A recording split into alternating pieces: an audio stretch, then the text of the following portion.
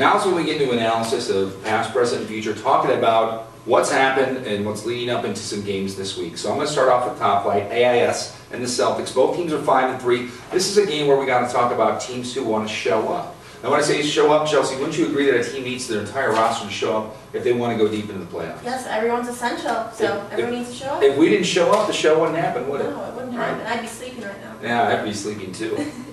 I am sleeping right now. So let's get on to this. AIS definitely not sleepers going into the playoffs at 5-3. We're talking about some guys with some inconsistent schedules. Somebody's got to buy these guys a calendar, a little flip calendar in their car so they can know that this day they got to play, because if everybody shows up on this team, granted they were 5-3, they can go deep into the playoffs.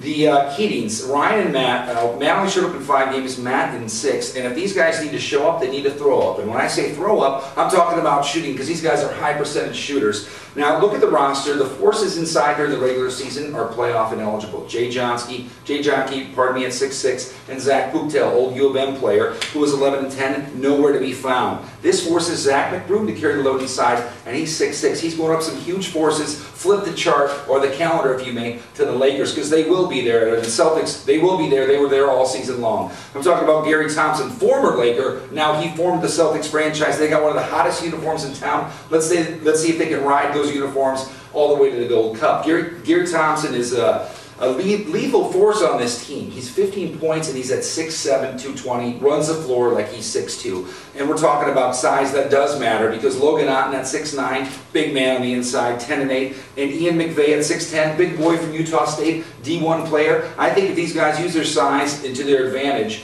that the Celtics could really, I'm giving it an 8 to 10 point spread victory for the Celtics. All right, and talking about uniforms, you have a very nice suit on today. Well, thank you. I was thinking maybe UH could do like a fashion show. Fashion forward? Fashion forward. Let's talk to the producers. All right, well let's get into... Give me a latte. Let's get into the comp. The Yankees take on the Crew in the first round of the playoffs. This game should be extremely intense. Both teams are good. They both know how to execute the ball. They both know how to play under pressure. Brian Munsell is a great team leader. We were talking about smart energy these past couple weeks. I really think that's what their team is going to bring to the court. And Derek Dreifke, he leads the Crew. He's a great motivator. Last week he came back with his team. They almost won. And I think he's a great motivator. So I think the Crew has a really good shot in the playoffs. Dreifke, besides knowing how to rally his team, I think a lot of the shooters are good last-minute shooters, so if it's a close game, I mean, you can bet on the Crew on coming back and possibly winning. They're also a good team in transition. Their defense, that's how they almost came back last week. They really, really are motivated on defense. Both teams, though, defensively need to know when they need to come out and guard the shooters, because the Yankees and the Crew, they can both shoot outside. So, and when they both shoot outside, they can be unstoppable, like Dreifke, who, we saw in some games him score 32 points. And Brian Munsell, as leader of the team, is more than, just a point guard. He's a facilitator. He sees the court and he knows how to get the ball into the big guys like Hans Hensel for the big points. Hans Hennen talked last week or 2 weeks about consistency being the key to the playoffs. So we'll see how they do with that. And Derek Dreifke talked about using speed and getting off good shots. Last week they were kind of slow at the beginning, nothing was falling, so it's really important that the Crew gets off those good shots in order to win. Who's going to win?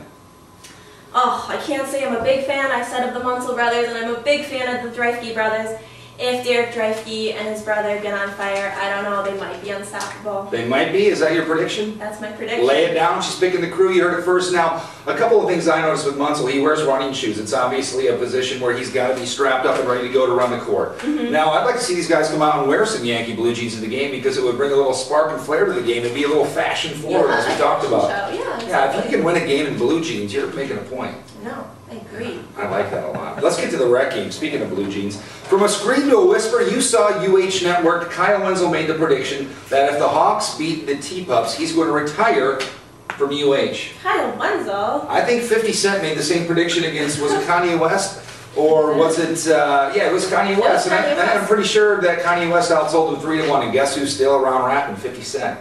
Yeah. So Wenzel's got to back it up a little bit, because I know right now people are asking for attorney papers to draw it up to see, will he sign them? Because if they do sign the papers, I guarantee a crowd of at least 25 people need to see this game. And I'm not just talking about UH players, I'm talking about moms, cousins, aunts, brothers-in-laws, the whole family, cousins, everything. So let's get on to why the Hawks are not a finesse team, but they're a finesse team. When I say finesse, I mean finish. They've been doing it lately, and not just because of James Archer. We saw that when James Archer was gone, the team got ousted by 10 points. He's back. Guess what? Here are 5 reasons why I think the Hawks should win. All right, let's get a drum. Number 1, the Pups are overconfident.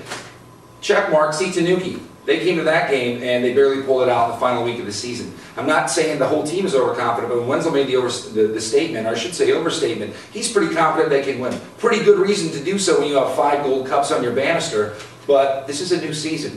Number 2, Greg Lichter and Tony Elizondo, the Twin Towers on the inside. People are saying that's not the reason why the Nuggets lost, but guess what? I was courtside. I thought they were a huge inside presence. They grabbed it down about 35, 40 rebounds together. That's huge. Number 3, bulletin board material. Can I say it again? With what Kyle Wenzel put out there, the Hawks team is not just going to show up and play another game. This is the game that defines the franchise. Number 4, momentum. The T-Pups had a bye week. They might have flown out to Vegas. They might have worked on their tans. They might have been lifting some weights, but they're back to play. The Hawks played a gritty game last week, and they're ready to rock. And number 5, James Archer. Like it or not, this guy's one of the best players, if not the best, in Ultimate Hoops recreational basketball. He gets overlooked all the time, but I'm sick about hearing it because he's got the most points, and if you look at the numbers, this guy has the best plus-minus ratio out of anyone in the league.